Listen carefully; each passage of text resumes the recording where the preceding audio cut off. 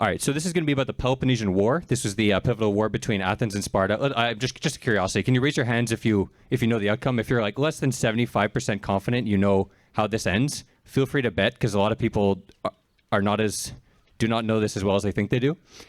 All right, so there should be a market URL on these papers. Those papers? All right, so there's a market there, manifold market. It doesn't say what you're betting on yet, but I'll tell you the answer now. It's, will Athens be the winner against Sparta?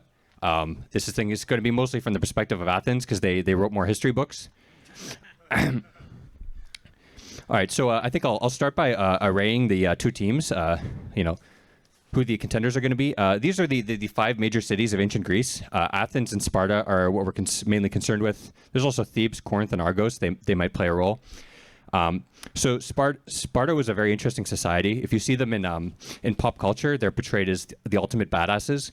But every society has its different picture of what the ultimate badass is. And you see that in the pop cultural implementations. If you watch 300, they're in brutal single-handed combat. They basically, there's a lot of ways that they don't match the real Spartans. The real Spartans were, yes, badasses, but they were badasses at a very specific type of job. Back then, warfare was fought with hoplites. These are heavily armored guys with huge shields and spears. This is purely focused on fighting in a formation. The spear's too unwieldy. The shield's too unwieldy. You need to be in a densely packed formation, and then you're a wall of spear points and bronze shields. So Sparta kind of built its whole society around being really good at that. So they were egalitarian. They basically didn't have an economy. You weren't allowed to have currency within the borders, because they didn't want anyone to get too uppity. You're supposed to fight as a team in a phalanx. Spartans lived in their barracks. Before the age of 30, you were not allowed to see your family. You had to sneak out if you wanted to impregnate your wife. Beyond that too, that's another point. If you look at a lot of societies in history, right, this is how Spartans differ from maybe our conception of what a badass is. If you look at a lot of societies in history that value machismo, they tend to be kind of really bad at war. Their pure machismo requires them to walk in a trap someone else laid for them, and then lose. Spartans didn't believe in that. They believed in fostering trickery, fostering resourcefulness. So in the Spartan training for all these Spartan youths, they were deliberately fed a starvation diet. There was not enough food for these 15-year-olds to survive. This was to train them how to steal without getting caught, how to live off the land. And all this, you might wonder, how are these guys finding the time to train and do all these ridiculous social engineering? It's because some time back, Sparta had conquered all the people who lived in their land, the bottom of the Peloponnese here, and enslaved them. So they're like a small aristocracy on top of a huge slave class. And this really influenced their foreign policy too. Their number one concern was not getting murdered by their own slaves. So their whole foreign policy was about, we cannot project power, so let's stay where we are. Let's be conservative. Now, they were good at fighting, so eventually they beat in wars just about everybody in the Peloponnese. But when they beat them, they said, be our ally.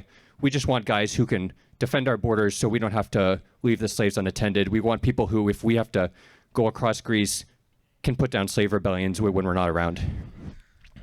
The other major power of ancient Greece was a little newer to rise. It was Athens. Athens was the most populous city in ancient Greece. It had developed democracy. Unlike Sparta, it was not good at fighting land battles, with hoplites. It was all about fighting at sea with triremes, and democracy was really well suited to that. To fight a trireme, this is a ramming vessel. You need lots of oarsmen. They need to be really good, because you need to be as maneuverable and fast as possible when you're rowing to ram another ship from the side and not just get tangled up in front, or kind of bounce off the side and destroy all your oars and kind of be stranded.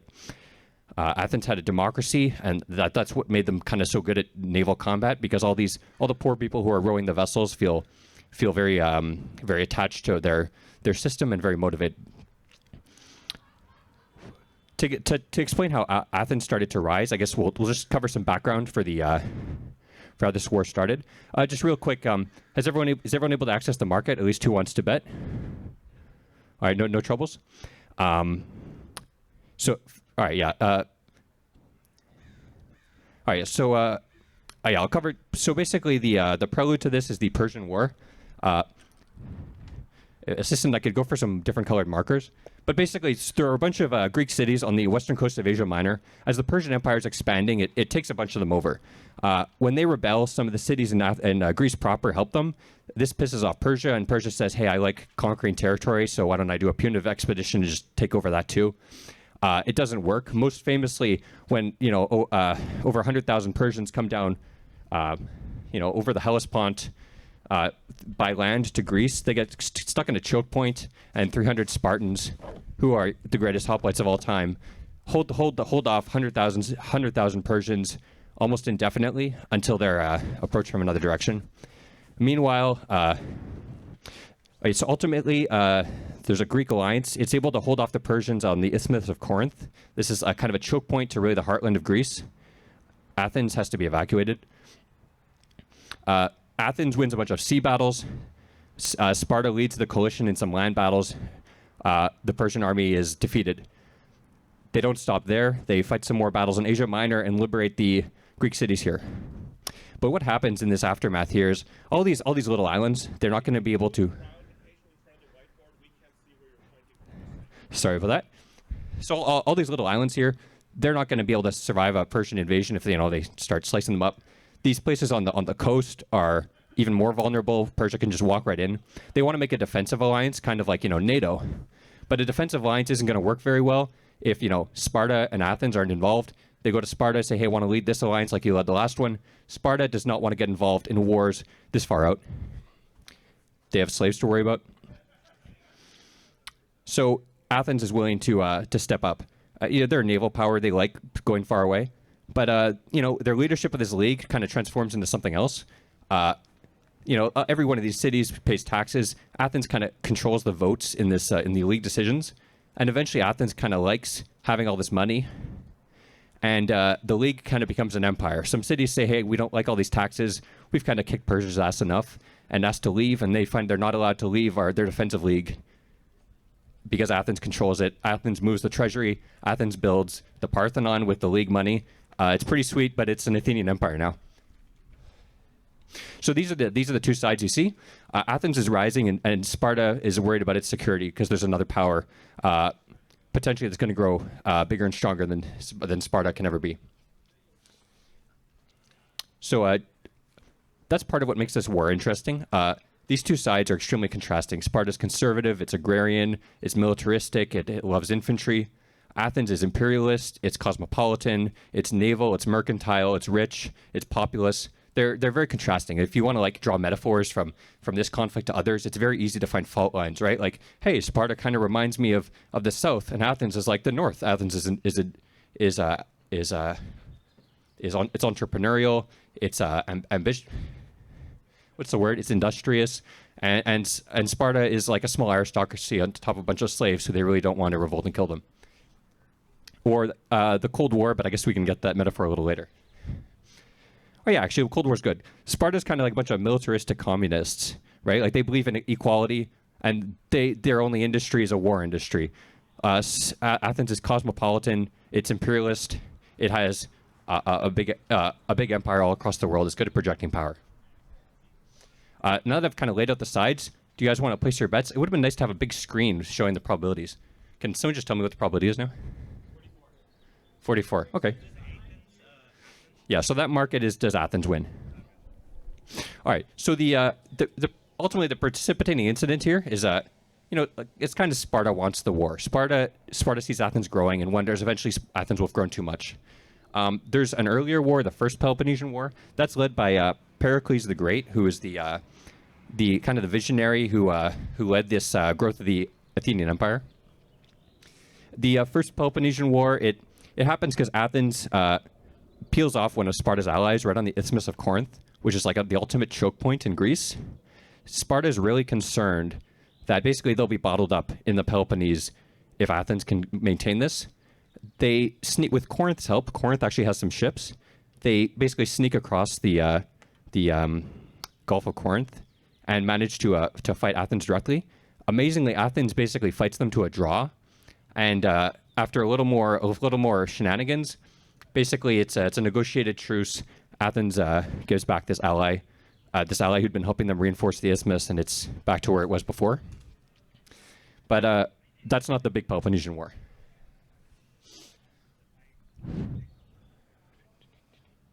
So the precipitating incident is there's a colony of Corinth, one of Sparta's allies, over here, which is getting in a war with Corinth, and they ask for Athens' help.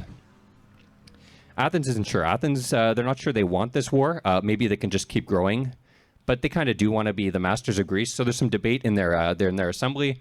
Ultimately, they decide to send minimal help, no help at all. But when the Corinthian and the this is called Corcyra, Corinthian and Corcyrian ships are facing off, shortly before Corinth wins and lands on Corcyra, they see some Athenian sails on the horizon, say, "Oh shit," and leave. And then the Athenians get there, and it's the messenger boat saying, "Sorry, we can't help you." So that's not quite the flare point, but that's the crisis that really starts it. Shortly afterwards, Thebes, which is a neighbor of Athens, they don't like each other because they're close to each other, as often happens. Thebes is growing in its area. It attacks a small ally of Athens. Athens has been trying to check their growth. That's what starts the war. Ultimately, that little town there is captured in a siege. A little later, evacuated to Athens. The war has now begun. So Athens kind of has an ace up a trick up its sleeve and an ace in the hole. Let me get this figured out. Do we all still need this? I'll peel it off and just hand it to anyone new who shows up who wants it. Does that work? Is that a good idea? I hope so.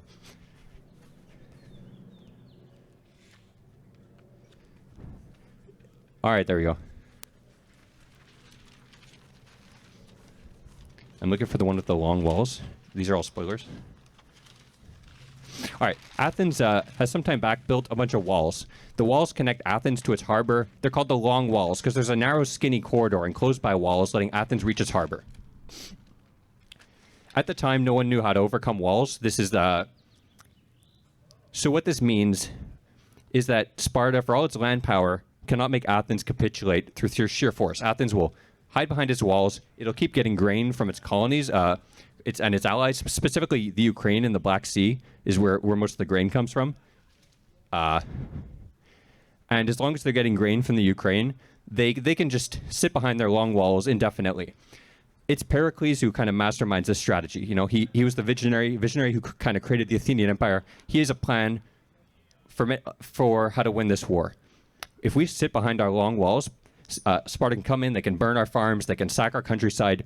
We don't care. We keep getting the grain coming in. We have more money than them. We'll sit back, wait it out, and Sparta will be ultimately totally useless. So they'll be ineffectual. They'll realize this is futile. They'll run out of money. We win the war. We don't do anything. Can I get a time check?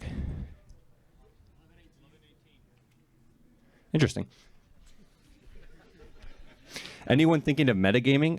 I'm just itching to tell you, 100 years of epilogue after this. So there's no metagaming here. I could end this early. I could end this late. It's lunch after this. I can end this late. Don't even think about it. So Sparta invades Athens' land. The Athenians run behind their walls. Everything according to plan. Something happens that's not according to plan, which is that they're very crowded behind their walls.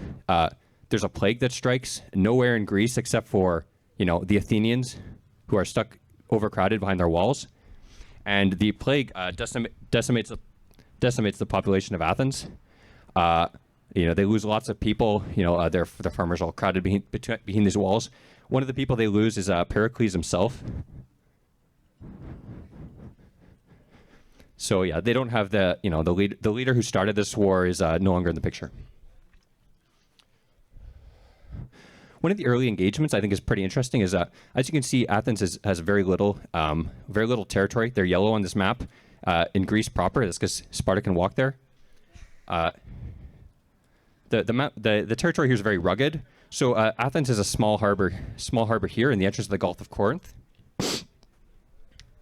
and this is actually populated by escaped slaves from Sparta, who Athens had helped during a peace treaty, and not to the pleasure of Sparta.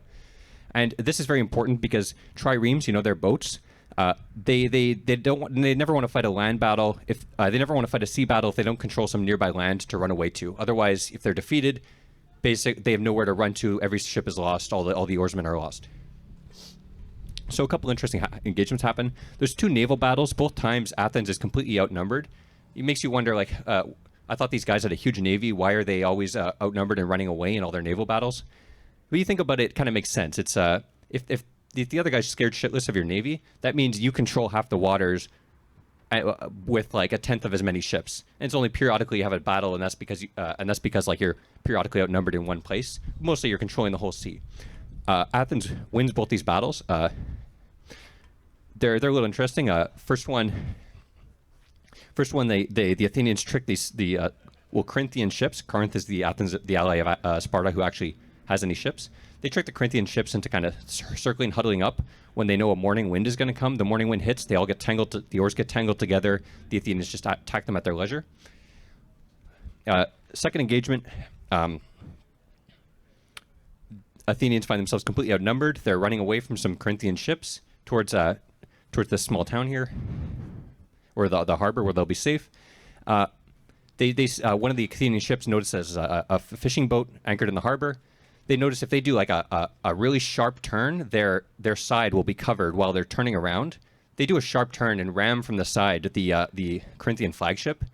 The other Corinthians, they're already so terrified of the Athenian navy. The moment in the confusion of battle, they see something go wrong, they freak the hell out and run away. So these are 2 easy wins on land. There's an Athenian general named Demosthenes. You might have heard of a different Demosthenes. This isn't him.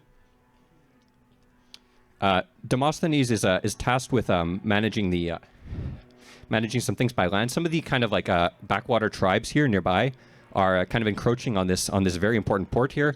He goes to attack them with some Athenian hoplites. But the terrain it's so rugged, there's trees and stuff, they can't maintain a proper formation, they can't cover each other with their shields, and they get sort of really embarrassingly defeated by these local tribes. Demosthenes knows that the Athenian assembly is kind of fickle. If you lose a battle as a general, they kind of assume that you took a bribe and lost on purpose. He doesn't go home, he just kind of bums around there. Now I'll give you some opportunity to bet while I wait for you to bet.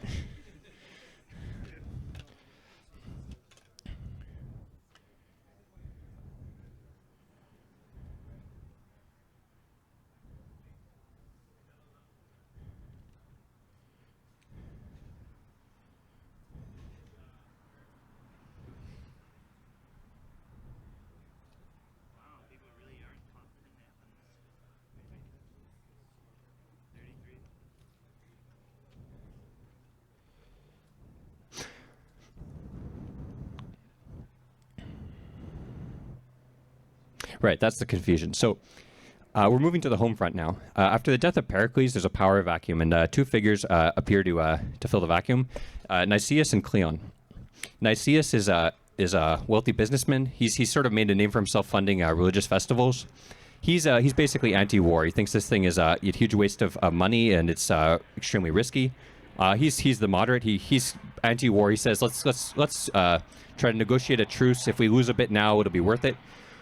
Cleon is the exact opposite. Cleon thinks there's a problem with Pericles' strategy. It completely cedes the initiative. It's true that Sparta can't reach us behind our long walls because they would need to blockade us, and they don't have a navy. They can't blockade us, so we're invincible. On the other hand, Sparta's inland, and we can't beat them by land. They're using the same strategy against us in reverse. We need to go on the attack. We need to be aggressive. So Cleon pushes for a much more aggressive foreign policy. He says, let's raise the taxes on all our allies until they're rebelling against us, just to the point where they almost rebel against us, because we'll get lots of money. We'll launch an aggressive foreign policy. They start building forts on the coast of the Peloponnese to raid Spartan land, but maybe more to the point. More to the point, it's a place all the Spartan slaves can run off to. If they escape Sparta, now they have somewhere to run, and there'll be guerrillas attacking Spartan land, freeing more slaves.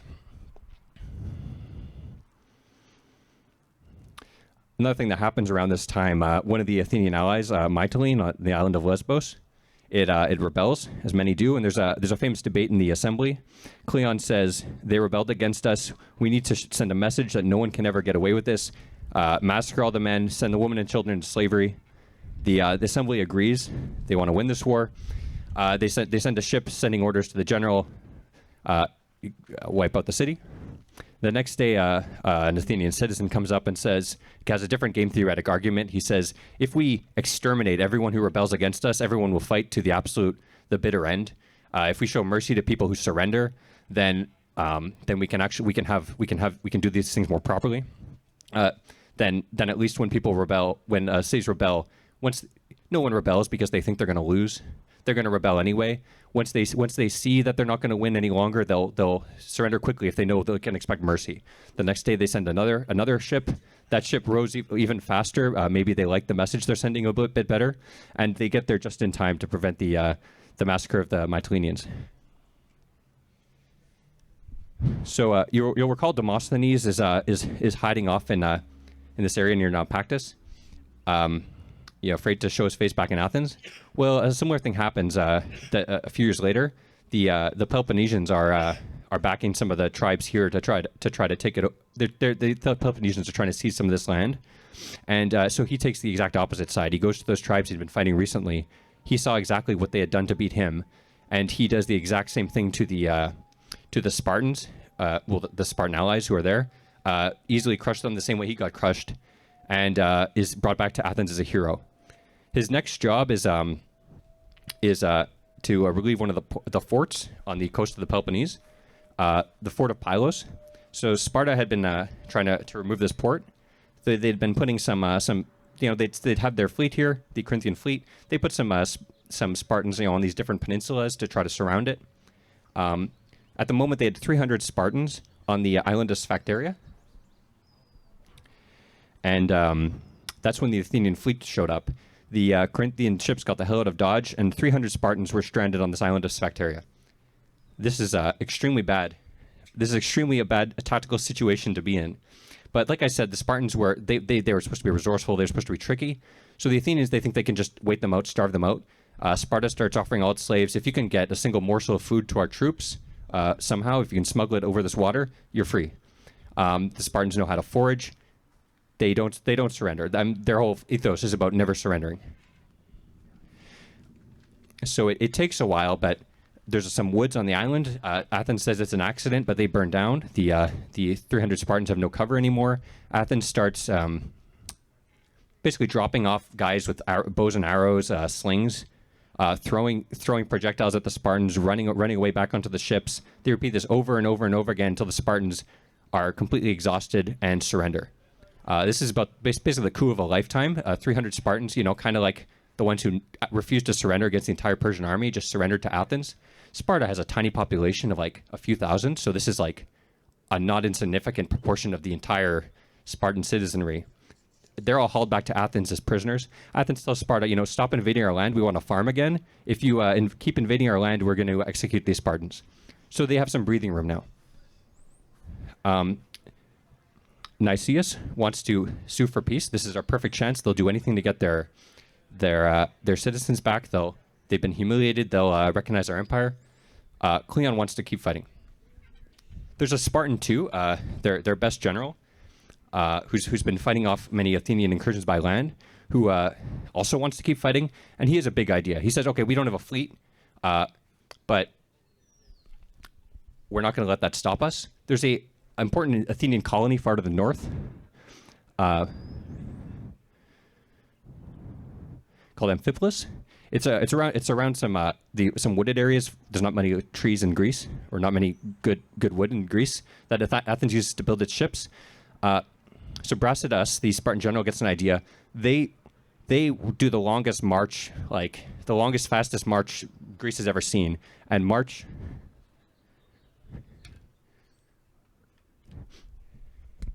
They march from Sparta all the way up to Amphipolis and put it under siege. Athens freaks out. They send Thucydides. He's elected general. He's from a rich family. They have land near Amphipolis in the far north of Greece. They send him to do something about it. He sails over to Amphipolis. When he gets there, he finds out the Spartans have already captured it. Thucydides, who goes on to write the history of the Peloponnesian War, he decides he doesn't want to show his face in Athens again. He doesn't want to be accused of treachery. He doesn't go home, and this is how he finds the time to write the history of the Peloponnesian War. So Amphipolis is captured. This is sort of like a bit annoying for Cleon's aggressive strategy. Everything seems to be going right, and the Spartans are still fighting back and still doing a good job. And Nicias and Cleon sort of get into an argument in the assembly. Nicias kind of calls him a chicken hawk. He says, Cleon, you're constantly telling us to attack this, attack that. I notice you've never been elected general. You never lead any of these battles, and in fact, you can never be elected general. You're a demagogue. You have no class. The Athenian assembly likes when you flatter their worst impulses, but they don't respect you. They would never elect you general. Cleon gets himself elected general, and he leads the counterattack to recapture Amphipolis. So they sail to Amphipolis. They try to capture it. Brasidas, the Persian general, he's willing to abandon their walls and go head to head. He thinks Spartans can take Athenians in a battle. The Spartans win pretty utterly. Athenians are completely routed. Sparta has only 2 casualties. One of those casualties is Brasidas, the Spartan hotshot general. One of the Athenian casualties is Cleon.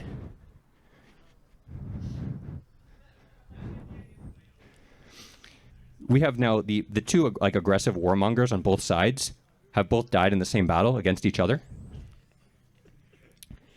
So the more peaceable people on both sides they've been fighting for about 10 years now. The more peaceable people on both sides realize that this is the time to do a peace. Sparta recognizes the Athenian Empire. Athens gives back the Spartan 300 captives. There's some extra terms, like Athens was supposed to give back Pylos, and Sparta was supposed to give back Amphipolis, but they still don't trust each other enough for this, and the peace doesn't quite live up to everyone's hopes. Filling this power vacuum, Nicias still isn't the only guy in town. There's a new figure in play, Alcibiades. Alcibiades kind of has it all. He's an aristocrat. He's rich. This is ancient Greece, so this actually counts for something. He's extremely good-looking. He's well-spoken. He's a great leader, genius, a student of Socrates. He's actually the nephew of Pericles. He's also very ambitious. So he basically sabotages the peace negotiations at one point, because if he gets to insult the Spartan delegates in front of the Athenian assembly, he kind of looks like a really awesome dude. And Alcibiades is kind of is the person, I guess, pushing for a more aggressive strategy. So during this peace of Nicias, like I said, it's a peace, but the two sides don't trust each other, and the war hasn't been resolved. It's more that they're both utterly exhausted with how much they've spent, how many people have died, how many years this has gone on. Alcibiades, who's like I said, very well spoken, he visits some Spartan allies in the Peloponnese, and he convinces them that Sparta is not actually that great a leader after all. And even more so, Argos here, another one of the major cities of ancient Greece, they historically hate Sparta because they're neighbors. And they had not participated in the Peloponnesian War so far because they'd recently been beaten by Sparta and were in the middle of a peace treaty. Well, the peace treaty terms have expired, so Alcibiades gets together an alliance of disgruntled Spartan allies and Argos, their historical rival. And he talks them into attacking Sparta proper, declaring independence. And Sparta has to march out to deal with this. We've got one of the biggest battles in Greek history, and the best part is Athens doesn't have to spare a single soldier. They send some advisors, but they're risking nothing here. You have what's called the Battle of Mantinea. So the disgruntled alliance gets himself into a pretty nice position. They're on a hill on broken ground where Sparta can't charge them. But like I said, the Spartans don't. They believe in winning more than they believe in machismo. So when they see an unwinnable strategy, they're sorely tempted to correct the slight to their honor of having had 300 guys captured.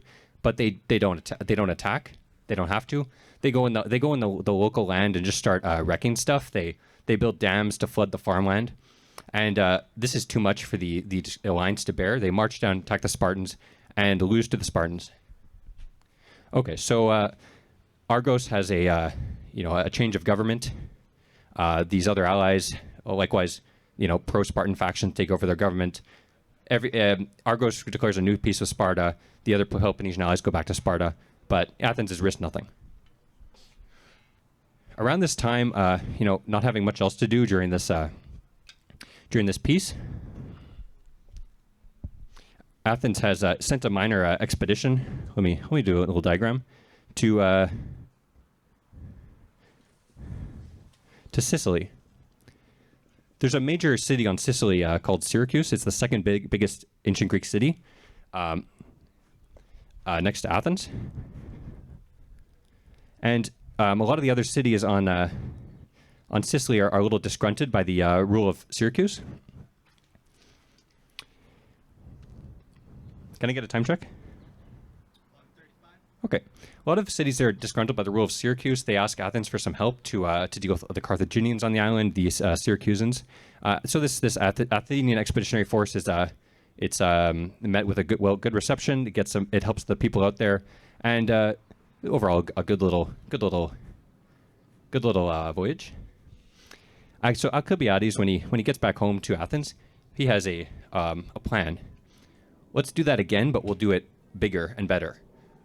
We are going to capture Syracuse, the second biggest city in Greece.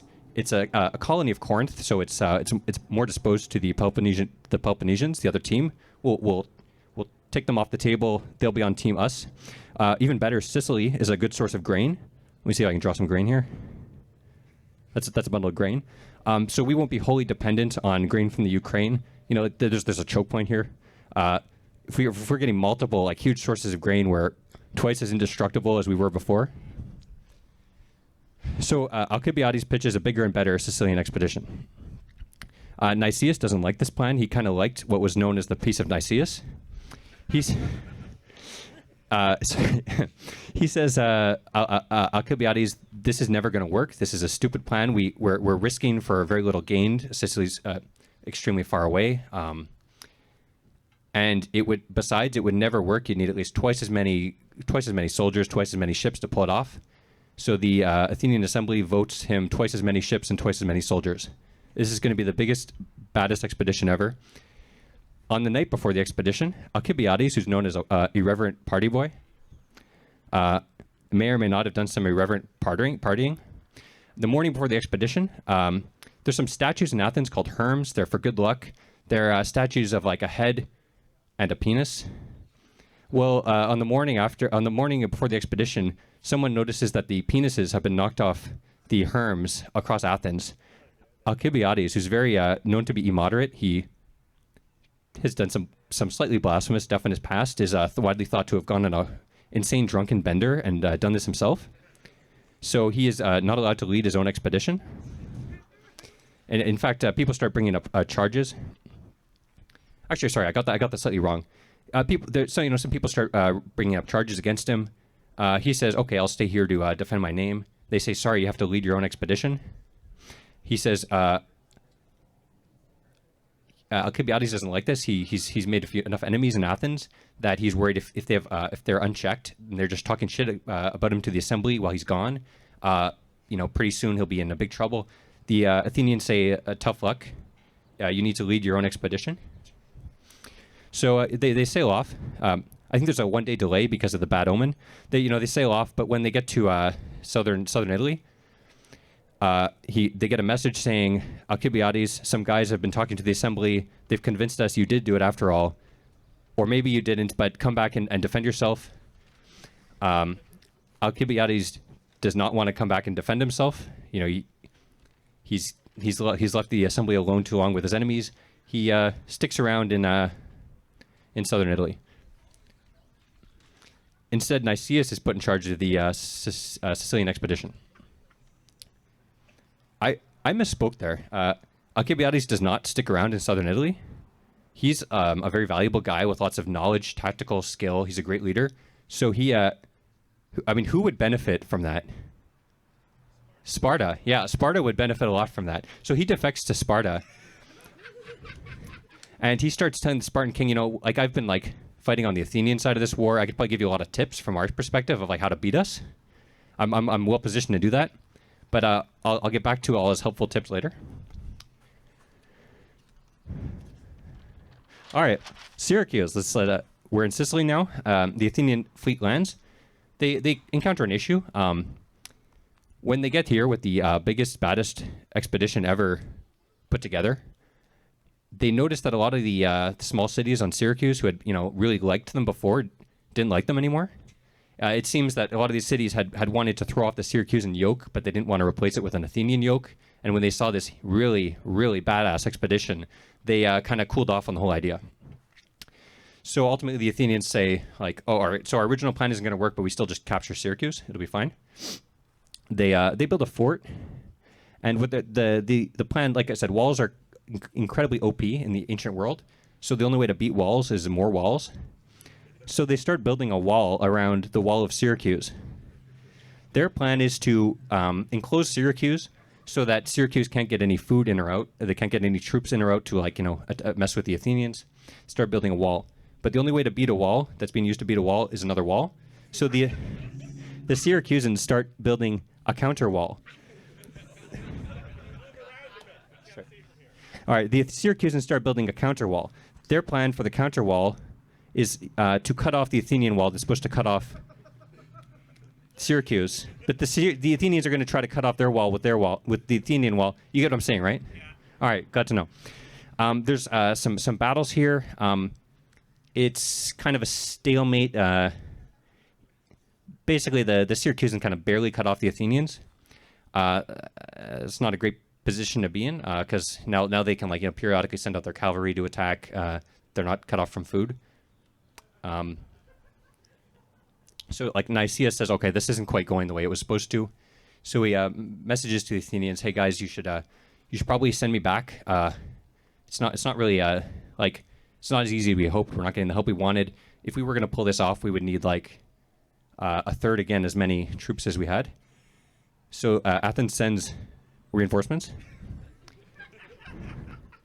Meanwhile, in Sparta, Alcibiades is giving the Spartans some helpful tips. He basically tells them the Athenian assembly is extremely ambitious, extremely expansionist. And as you can see from this whole Sicily thing, this piece of Nicias is totally fake. So, let's throw off the charade. Let's invade Athens again. And this time, when we're going to do it properly. We're not going to burn their farms and then go home for the winter. We're going to burn their farms, build a fort, and just stay there all year so they're bottled up behind their walls all year. And by the way, Sicily, that's going to be a problem. So they're asking for reinforcements. Screw the piece of Nicias, send them some reinforcements. Sparta's, it's pretty conservative. It doesn't want to send anything major. They send a general and a few troops who are able to link up with the Syracusans. The Athenians have noticed that maybe Nicias who had opposed the expedition in the first place, is not the right leader. They send Demosthenes to join him and be a voice for maybe being a little more ambitious. When the Spartan general gets in, he starts doing some diplomacy. He convinced Spartans are on their side. Some of the other Sicilian groups are joining the Syracusan side. Athens gets some help from the Etruscans. But Demosthenes sees okay, this is not going to work anymore. We need to capture their walls, or this is undoable. He gets the idea. Let's do a night attack. They do a night attack. They capture the Syracusan wall. But unfortunately, they don't know the land very well. Athenians are getting turned around. By the time dawn breaks, they haven't fully locked it down. The Syracusans take it back. At this point, Demosthenes says, "Okay, this really is unwinnable. We've got reinforcements, but now they have reinforcements too." Nicias at this point is so fully committed. It's all right, at this point we can't go back now. The Athenians will stop me if you've heard this one before. The Athenians will say I lost on purpose because someone bribed me to do it, and I'll be executed or something. So they're hesitant to do that. Ultimately, Demosthenes convinces him, screw it. We've too little to gain, too much to lose, and that's when a lunar eclipse happens. When the lunar eclipse happens on the day they're scheduled to leave, and that's naturally, as we all know, that's an extremely bad omen. So the priests say, let's wait another month. for the next moon. That'll be a good time to leave. This gives the Spartan general some time to prepare, and he basically blocks off the Syracusan port. That's where the Athenians have put their ships. Now the Athenians can beat the Syracusans in a naval battle easily, but there's an issue here, which is that given this choke point, the Athenians can't do what they're best at, which is move really fast, be maneuverable, ram from the side. If any naval battle is just going to be a shit show, people are going to get tangled together. They're going to do head-on collisions. That's what happens. They try to fight their way out and go home, but they can't fight their way out because they can't actually do what they're best at of maneuvering. And yeah, so they're forced back to land. They tried. Demosthenes and Nicias try to convince the soldiers to give it another go, but they don't want to have one of these horrific tangled up sea battles again. They decide to flee by land. They start fleeing by land, but Syracuse has a lot of horsemen, and the Athenians don't, so they're constantly harassed. The Syracusans, they know the territory. They're faster moving. Ultimately, all the pieces of the Athenian army are surrendered or captured. So the Athenians are all basically taken to Syracuse. There's the Spartan general says hey, let's ransom these guys back. Let's make use of this. But the Syracusans have been besieged for 2 years or something now. They're withering with hate for the Athenians. They dump them in a pit. The Athenians are not getting. They're dying of thirst. They're getting sunburnt. They're overcrowded, and essentially, the entire Sicilian expedition dies in Syracuse. Nicias kind of hoped that the Spartan general would, having seen his role in the Peace of Nicias, would show some mercy on him. But the Syracusans are not going to have it, and he's executed. Demosthenes, I've heard different stories that he fell on his sword when captured or was executed, but he's dead too. This is a complete disaster for Athens. They've lost almost all their foot soldiers. They've lost the vast bulk of their fleet. Maybe more to the point, they've lost many of their skilled rowers, the things that made them so good at having naval battles in the first place. And when it rains, it pours. All the Athenian allies notices Athens' weakness and decide this is their chance to get free. Half these islands start rebelling. Sparta sees that this is its chance, and goes for the throat. It tries to cut off the Bosporus so that Athens can't ship any more grain through from Ukraine. But it's not all done for Athens. Athens has kept a reserve fund, 200 ships, or maybe less than that, and a bunch of silver for kept aside for emergencies. And this is an emergency.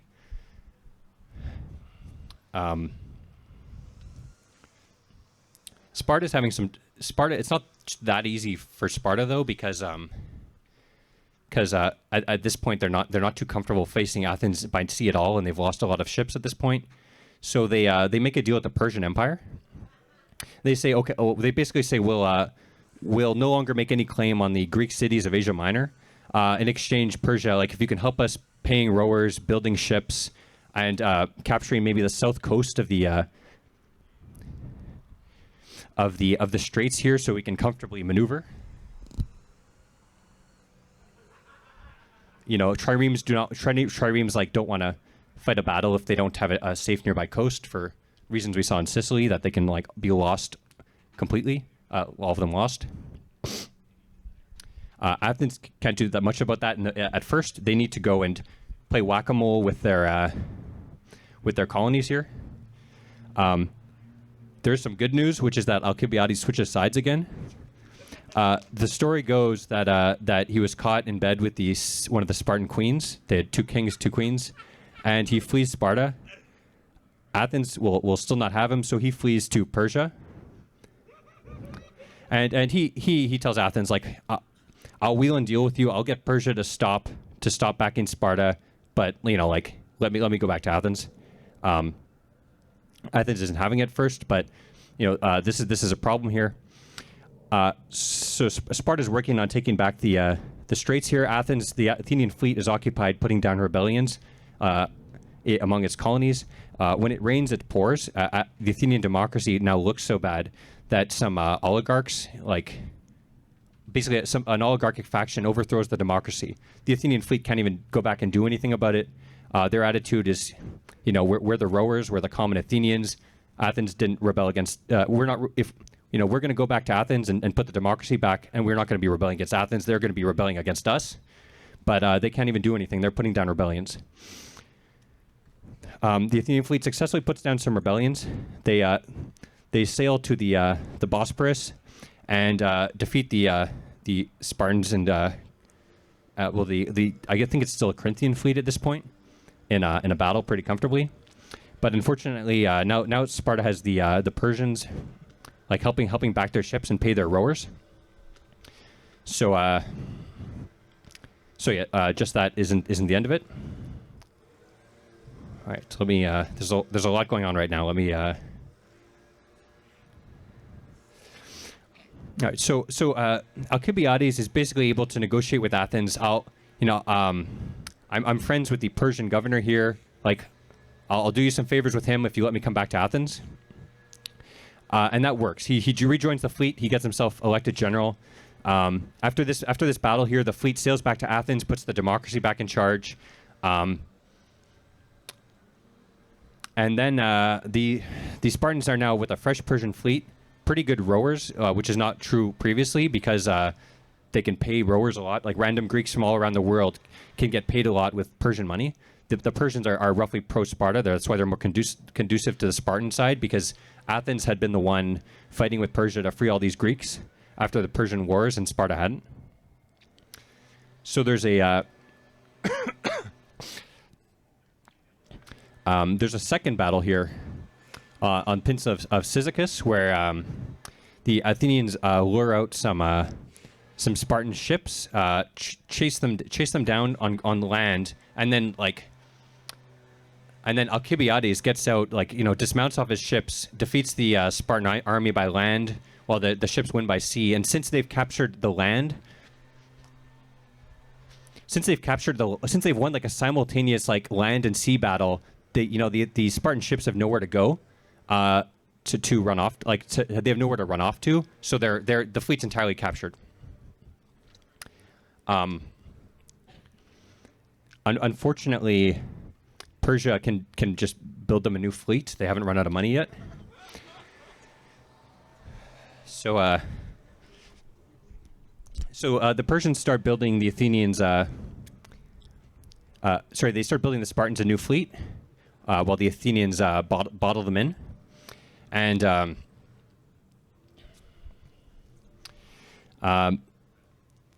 the Athenians briefly try to lure them out to a fight and wipe them out before they're even finished getting kitted out. But unfortunately, they kind of screw this up, and the Spartan fleet gets out and starts helping rebellions here. They're now afraid of fighting in the Hellespont anymore. Alcibiades, who technically wasn't there for that, but his name was he was listed as the commanding general, even if he was busy elsewhere.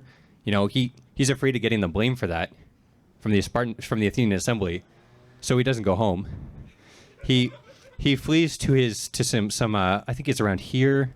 He flees to some estate he has from his rich family, the Athenians take over without him.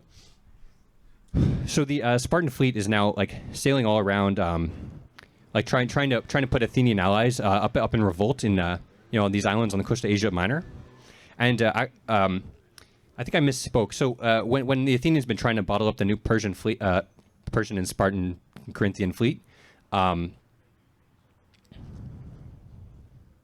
they'd actually lost a lot of ships in that battle.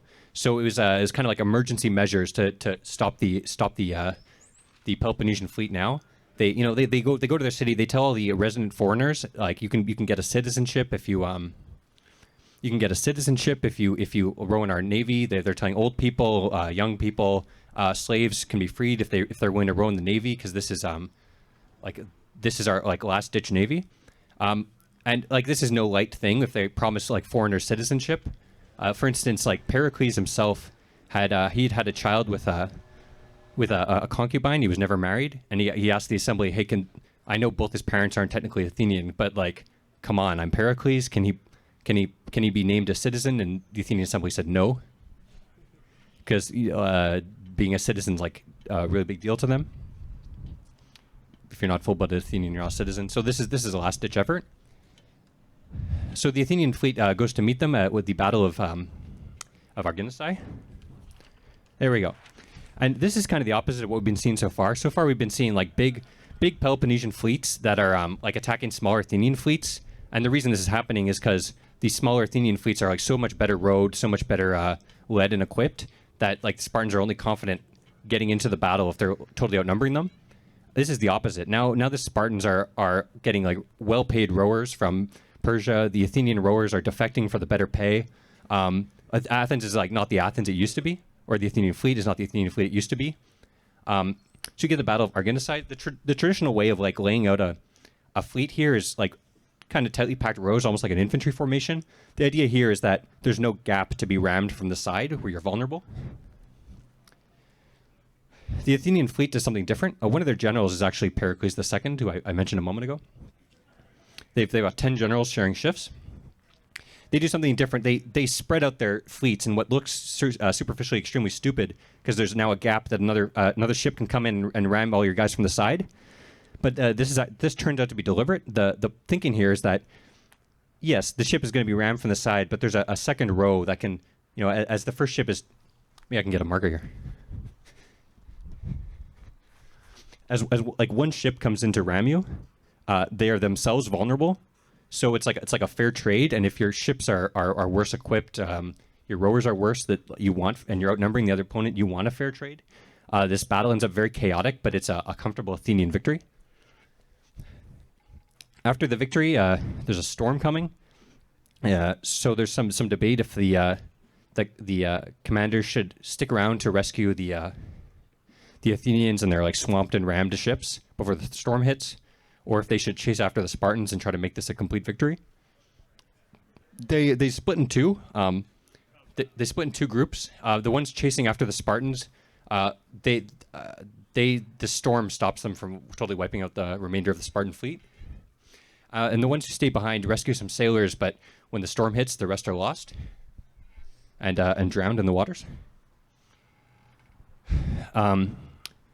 And these ship captains are now called back to Athens. The Athenians are extremely upset about this when they hear that, many of their many of the people, the Athenians, like some of the last Athenians they had left for this last ditch effort, like the young and the old and so on. Some of their last young men who've been fighting this war have like drowned while the ships are sailing away. So they bring up the generals on treason charges, I think it is. And they're totally furious, as the assembly often is, and they're about ready to hang all the generals. But the administrator for the day, which is chosen by lot to prevent corruption, the Democrats are very concerned about like anyone can consolidate power. The administrator for the day, or like the moderator, was Socrates, and Socrates kind of sees that this is like a moral panic. Like let's let cooler heads prevail. He suggests let's wait till tomorrow. Their heads are not going anywhere until they're beheaded. Like we can wait for tomorrow. We'll debate this again, and if they need to be executed, they'll be executed. So I think this carries, and the Athenians don't do anything that day.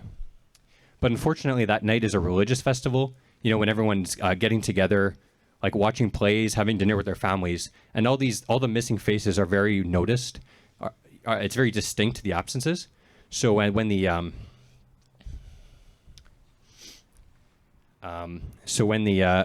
assembly meets the next day, they're even more upset with the generals.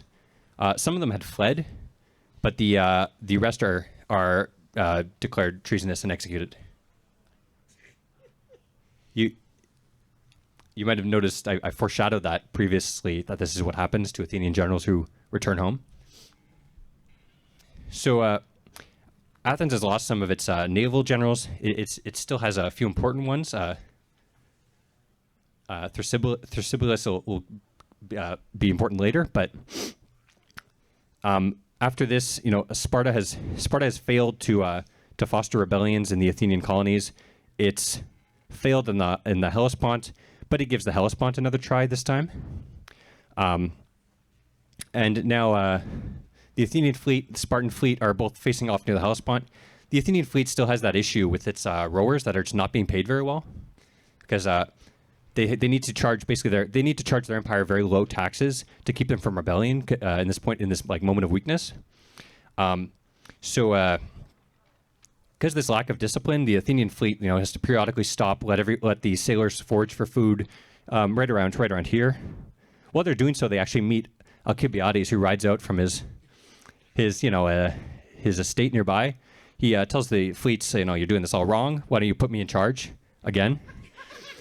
The commanders turn him down. Like maybe they know he's just going to get the credit for any victories, and they'll be just as in trouble in any losses. But they turn him down. He does not get his third redemption. Well, while they're ashore and foraging for food, the much more disciplined Spartan fleet comes by, who are paid enough that they do not demand that their captains let them go ashore and forage for food. They come by and basically attack the ships. The Athenian soldiers cannot rush back to the ships in time. They're not given organized formation. So the Spartans capture the ships, dismount, and massacre the remaining Athenians, and cut off the Bosporus. Athens is now getting no more grain shipments from the Ukraine. And in fact, I think the Spartans now have naval supremacy, so they can blockade Athens. After, I think, a month or so of not having any food in the city, the Athenians more or less completely capitulate. Yeah. All right, I'm told I'm running low on time. Fortunately, the war just ended. The Athenians basically beg for whatever mercy they can get.